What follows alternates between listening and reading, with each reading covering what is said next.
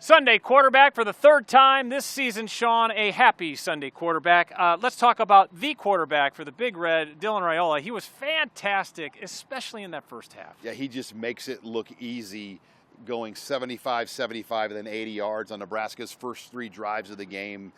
When you have an open like that, for as good as Northern Iowa played on offense with the efficiency, they only got 3 points out of all that. Dylan Raiola barely had to sweat to get 21 points for Nebraska, and that was really the tone setter, I thought.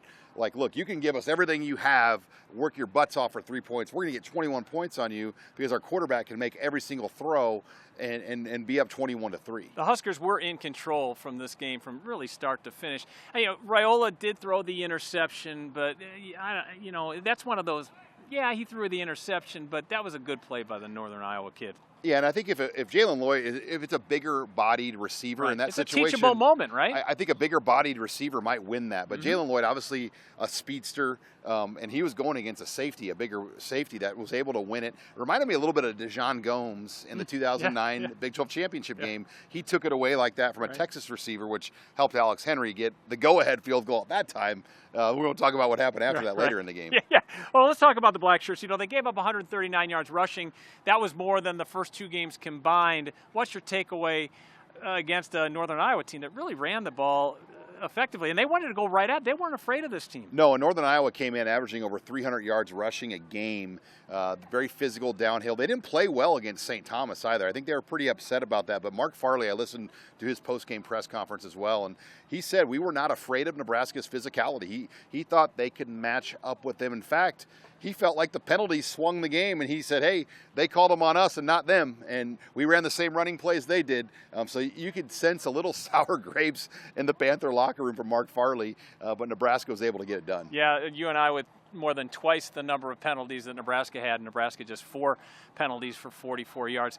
Special teams, I think this was a good step forward, especially for Tristan Alvano. Brian Buschini didn't even punt, so we can't even talk about him, but I thought Alvano had a nice night. Yeah, they could have sent Brian Buschini to the Champions Club. Well, he had to hold for the kicks, right? He got to hang out. He had some duties tonight, but he had a pretty stress-free game for Nebraska. Tristan Alvano, I think it was good just to get out there and hit a couple balls. And have some success, and just get him through the post. I mean, look, we've seen this guy dominate this stadium in a high school championship stage. We know what he can do, and I think it was big for him. Kick coverage was solid. I thought the one kick by John Hall, a guy misfired. It lands on the 4. Nebraska pinned him deep. So there was a good moment there.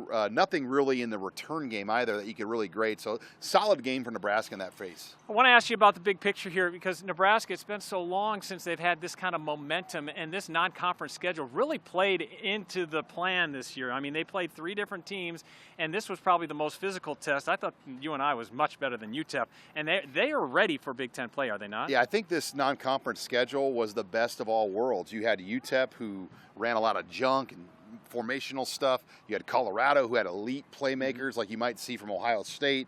They're going to spread you out, throw it. Then you had Northern Iowa, who was kind of a Iowa light, a Wisconsin light. Maybe not Wisconsin right now, but Wisconsin pre of the past. Yeah. The way they formations you, the way they ran at you, the way they slowed the game down, almost like a PJ Fleck Minnesota style play.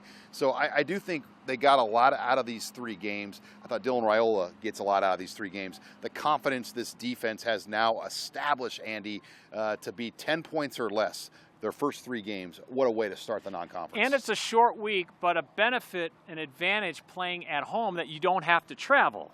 And they'll be at home for a 4th week in a row. Now, I looked back, there was a season back in 2013. I think Nebraska did 5 in a row because they bought Southern Miss out. But it's rare, especially in 9-game conference schedules, to get 4 in a row like this. This is like a once every 10-year type deal to get a schedule like this. And Matt Rule and his team have taken full advantage of this home cooking they're getting here in Lincoln. And the light show, we didn't get the drones. Well, evidently there was an issue with the frequencies tonight. They were supposed to be a light show, and I bet there's going to be a light show on Friday when Nebraska will play their 3rd consecutive night game for the first time since 2008 when Illinois comes to town to start Big Ten Conference play. That's a 7 o'clock kickoff here at Memorial Stadium. It's on Fox.